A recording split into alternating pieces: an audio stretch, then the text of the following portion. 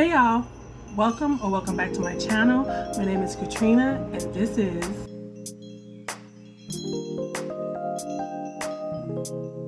So I am doing another tag today. This one is the Moody tag. It was created by Brittany at Slanted Spines. I could have sworn I did this tag because it's made for me. I mean, I'm a moody reader, and so I went through my little thing. I don't have that many videos, and so I went through it and I didn't do it, and I could have sworn I did it. The first question is, do you consider yourself a mood reader? Absolutely, 100%. I tried very hard at the beginning of the year to do TBRs. TBRs seem to do really well on my channel even. And so I'm trying to figure out a way or kind of come up with a cutesy name for TBRs, but to not promise that I'm going to read these books. These are books on my radar, or like something like a loosey-goosey, loosey-goosey reading plans or something like that. Some cutesy name to do TBRs because people like them, but I can't stick to a TBR, and I tried monthly, then I moved to quarterly, and it just doesn't work for me. It takes the fun out of it for me. Reading is my number one hobby. Number two is, do you set TBR lists and do you stick to them? No, not anymore. Number three, do books affect you emotionally? Does the mood of the book rub off on you? Yes, it can. But I think more so my mood at the time of reading affects my opinion of the book more so than the book itself, unless it's an extraordinary book. Now, obviously there are exceptions to this rule. After I read Sula by Toni Morrison, I cried for like 30 to 45 minutes straight, and I couldn't stop crying. It was just so emotionally wrenching. It affected me for days. There's been some other like slave narratives, books about abuse that have done that, but for the most part it's my mood that will affect how I feel about the book. So it's the other way around. Number four, when you're feeling sad, what do you read or do you not read when sad? For the most part, I read every day. I read every day before I go to bed. Number five, most often do you use reading to escape, to learn, or to critically reflect? All three. For the most part, I just read because I don't know if it's, I think there should be another there should be another reason in here, because escape is a little different. I read because I like stories, being challenged sometimes. I like being surprised. Sometimes it's an escape.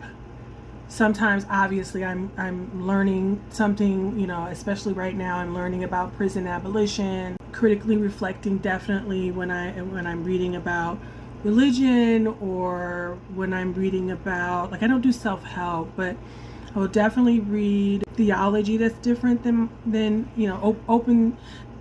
There's different ideas of theology that I'm looking into now, especially because I grew up a fundamentalist, and then I went through a phase of being an atheist, and now I'm trying to redefine what Christianity means to me. And so there's all of these different kinds of things that I'm interested in. And so that is, I think, falls under the critically reflecting.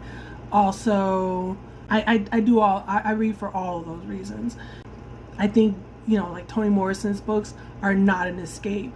They're fiction, but they're not an escape. I'm not necessarily learning, so I think that's a critical reflection of things, reflecting on the world around us. And I think even when I read about why she wrote a book or what she was trying to do, I'm critically reflecting on the world and how I should see the world. So yeah, all three and more. Number six, what is a book that made you laugh out loud? The Magicians, one of my favorite parts of Game of Thrones, is actually in Dance of Dragons. Wyman Manderly insults the people that are kind of holding Winterfell. Who is it? I haven't read the book in a while, but The way he snaps off on them is pure gold, and it made this tiny character, oh, he's huge in physical size, but it made this very small character my favorite character in the whole series. And I kind of like cheer, laugh at that scene every time, and I'm like, yes, you know. And he just it's very clever. So in that sense, it's funny because he just reads them for filth, and I love it. So in that sense, that made me laugh, but not in a sense, I can't remember a book that was like pure comedy that made me laugh. Number 7, what is a book that made you cry, or if you don't cry, one that really moved you? Like I said, Sula by Toni Morrison. And I can't remember which book because I always kind of read them together, and the story gets pushed together because the stories get mushed together because I've read, it's like Game of Thrones where I sometimes can't remember which book something happened in because it's one overriding story. So one of the Outlander stories, there's something that happens to Claire, and every time I lay there and I cry with her over what happened. And I've read these books over and over again.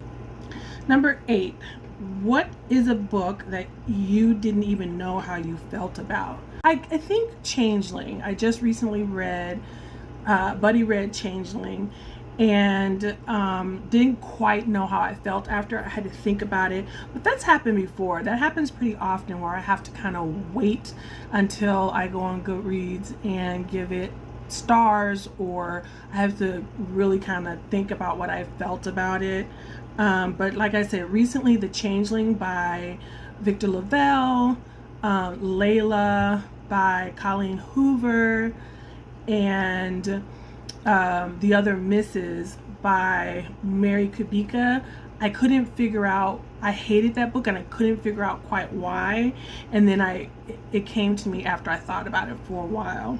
So those are recent books that I read. Number 9, are you more likely to read on a sunny day or a cloudy day?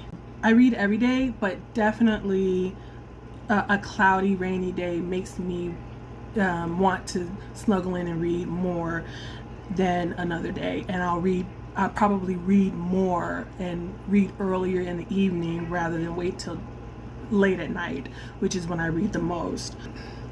Number 10, do you usually set the mood when you read? Music, lights, smells, etc. No, I know people that do that and it would be great, but no, I just get in bed and read. Can you leap from book to book, or do you need buffer time between them?